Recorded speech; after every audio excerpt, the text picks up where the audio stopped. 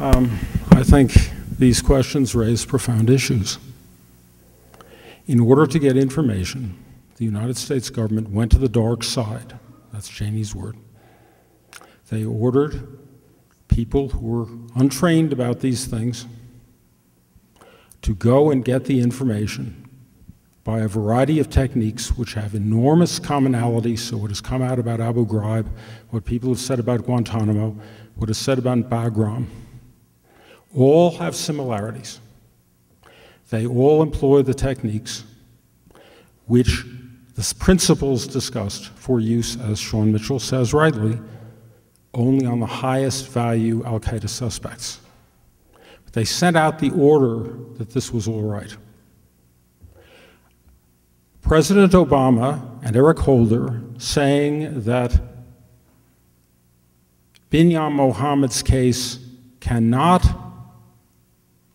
be addressed because it is a matter of state secrets is nothing but an attempt to cover up and maintain the power to do what Shawn Mitchell has rightly said is torture.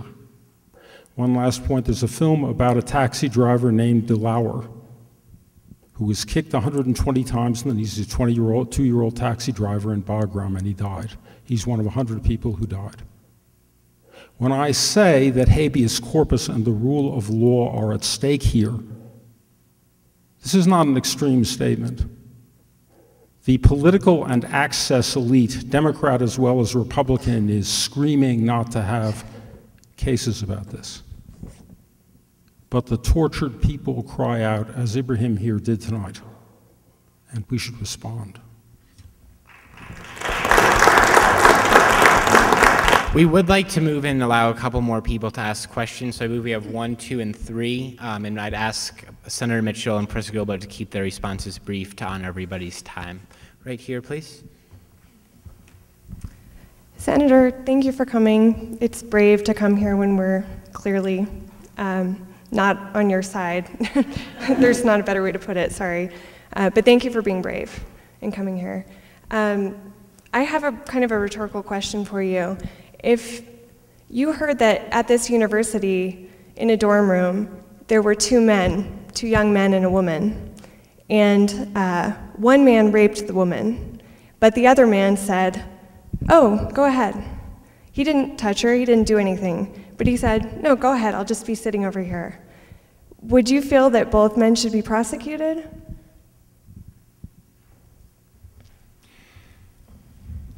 I hate to say that the lawyer in me wants to ask a couple more questions, but almost certainly yes. You're describing a situation of accomplice liability. I don't think that sitting in a conference room in Washington, D.C., trying to decide how to get information from terrorist leaders is comparable to sitting in a bedroom watching a rape. Let me explain how it is. You had an interesting point when you said that the person who was waterboarded, it was just for a few minutes and he recovered, right? He didn't actually drown. So I think in your estimation that makes it fine. The woman was okay after a few minutes. She didn't die, right? She'll be fine. Actually, I didn't say it made it fine. I said that it separated it from the horrific kinds of tearing of flesh and breaking of bones and other things that everyone would agree is beyond the pale. No, I don't think the woman will be fine in a couple minutes. I think a lot of us feel that way about torture as well. But thank you for coming. Just a reminder for you, Senator Mitchell.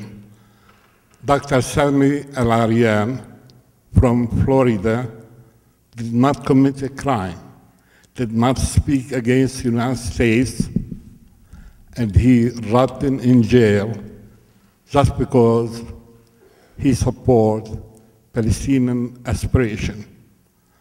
I have a question for Professor Gilbert. It seems to me you are expert in international law. And I'd like to ask you this question. All the previous administration ended their career with observing and witnessing the war of terror launched by Israel in Gaza that resulted in the killing of many civilians, including babies.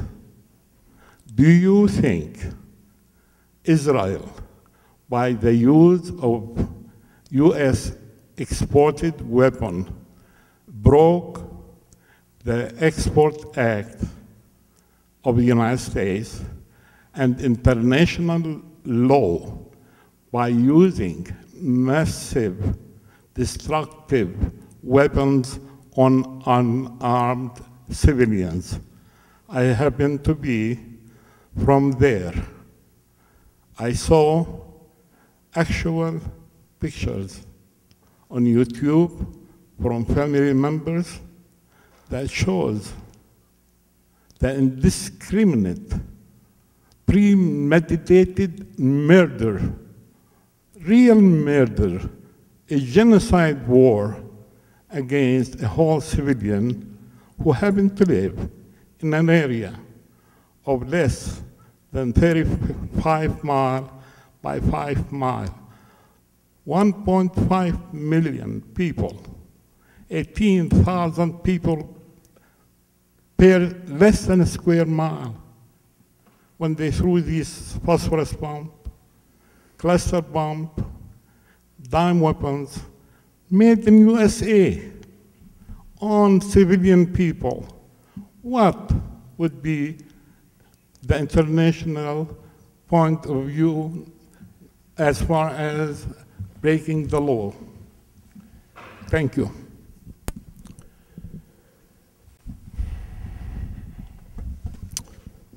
I have to speak about this issue as a Jew. I believe that the Israeli government, in imprisoning people in the ghetto of Gaza, has in fact committed crimes. And while Hamas has murdered innocent people, for example, a 7-year-old Jewish boy among the 7 whom its rockets murdered, hundreds of children, 300 or 400, were murdered in the Israeli attack. I don't believe this serves the interests of Jews. I believe it is a tremendous threat.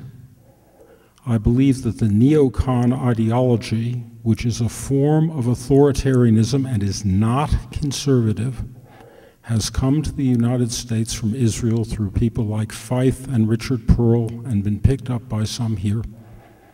And it is the most terrible mistake. One last point. I'm not a big fan of punishing people, per se. I am a big fan of truth and reconciliation commissions based on putting out of business those who commit crimes. That is, I think they need to have a private life excluded from political power and disgraced. And I think the Obama administration is doing roughly the opposite so far about state secrets and about shutting up cases on spying like the Al-Haramain case. And this is a great tragedy.